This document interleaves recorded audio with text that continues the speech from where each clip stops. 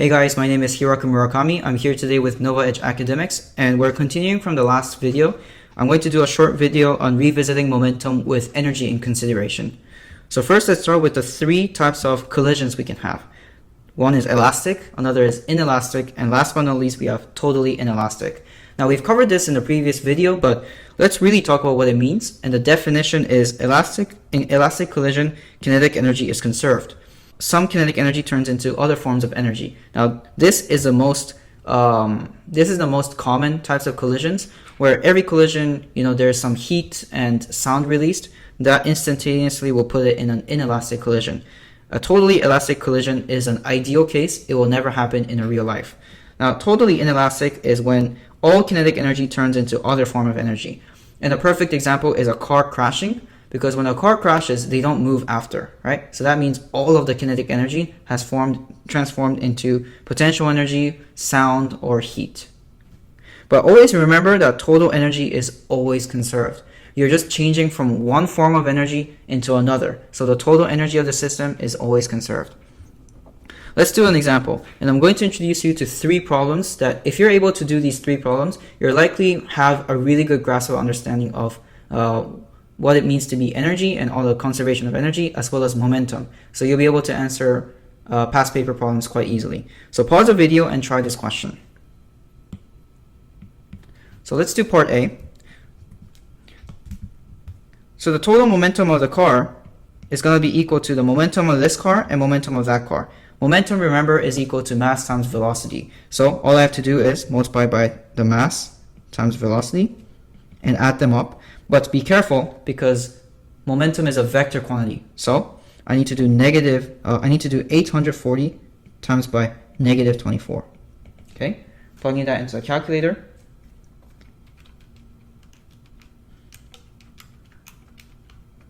I get negative 4,680. Okay, part B. What is your velocity immediately after collision? We've already done this before. But if I know that the momentum is negative 480, right? After colliding, they stick together and go this way. So the mass is 860 plus 840, which is equal to 1,700 kilograms. I have a velocity. So 1,700 times by velocity has to be equal to negative 4,680.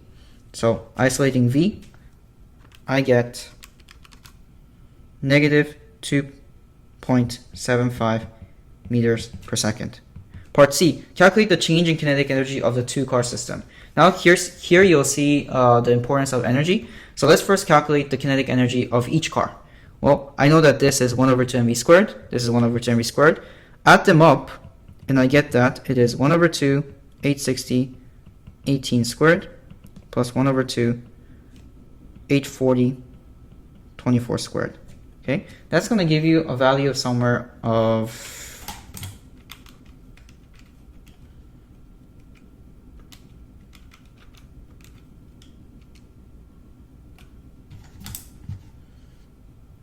381.240 kilojoules, or 381,240 joules. Okay, that is the kinetic energy of the solar system. Now notice how I didn't put negative here, and that's because kinetic energy does not have a direction. It's just energy does not have a positive or negative, right? So you just add them up. Either ways, you have 24 squared. So if you do negative 24 squared, you'll gain a positive value. Okay, now kinetic energy after is going to be equal to 1 over 2 times 1,700 times negative 2.75 squared, which is equal to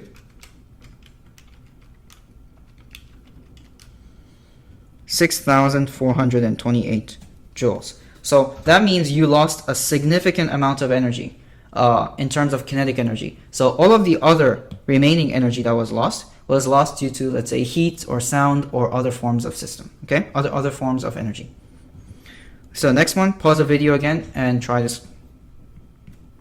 Okay, well, this part A is quite simple.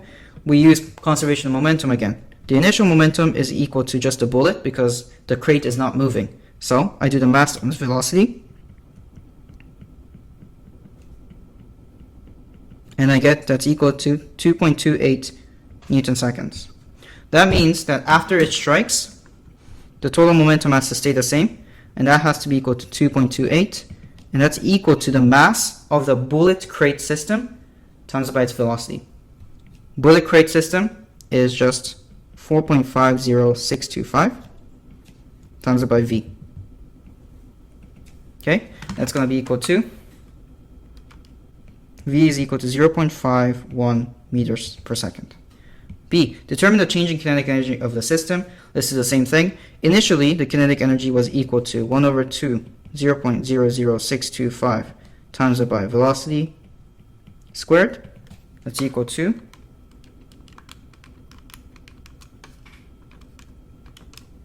416 joules. Kinetic energy after the system, after the collision is equal to 1 over 2 times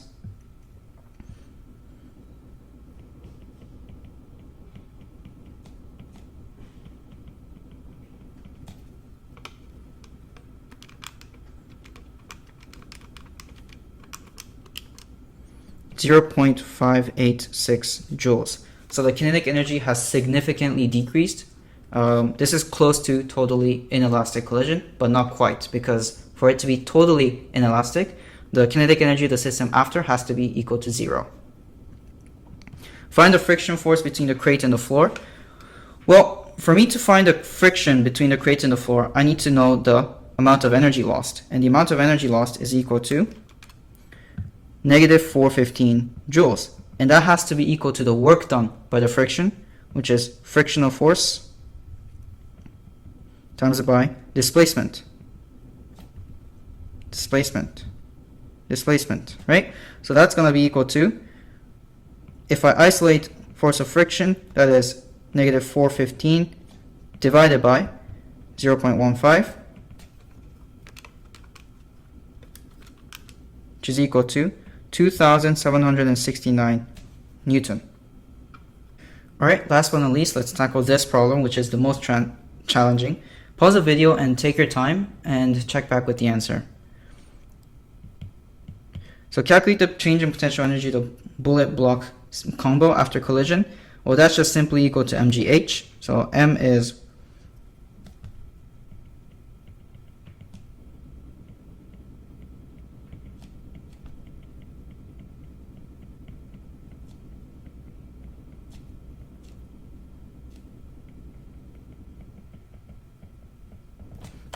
that's going to get me equal to 1.25.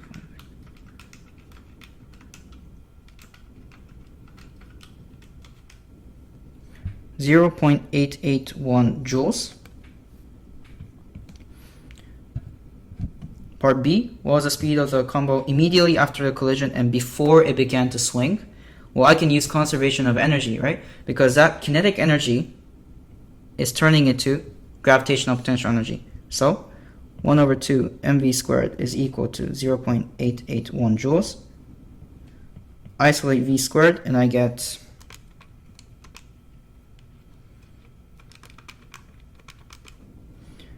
2.21. So velocity is equal to 1.49 meters per second.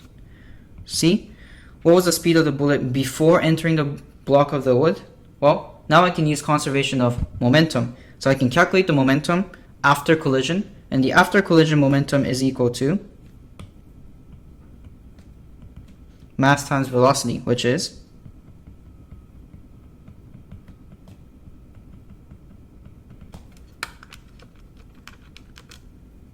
1.869. So this has to be equal to the momentum before the collision, right? Which means this has to be equal to the mass of the bullet times by its velocity. Okay, so if I isolate velocity, I get 1.869 divided by the mass of the bullet, which is 0.00625. Which gets me to 299 meters per second. So that gives me the speed of the bullet. So let me know if you have any questions down below. If not, I'll see you in the next one. Hey guys, thanks for watching the video. If you find these really useful, then consider giving us a like and subscribing to our channel. For questions, leave them down below in the comment and we'll try to get back to you. For more academic resources, visit our website at NovaEdgeAcademics.com. We offer one-on-one tutoring service as well as college admission strategy. Let us know what you'd like us to cover next, and we'll see you in the next video.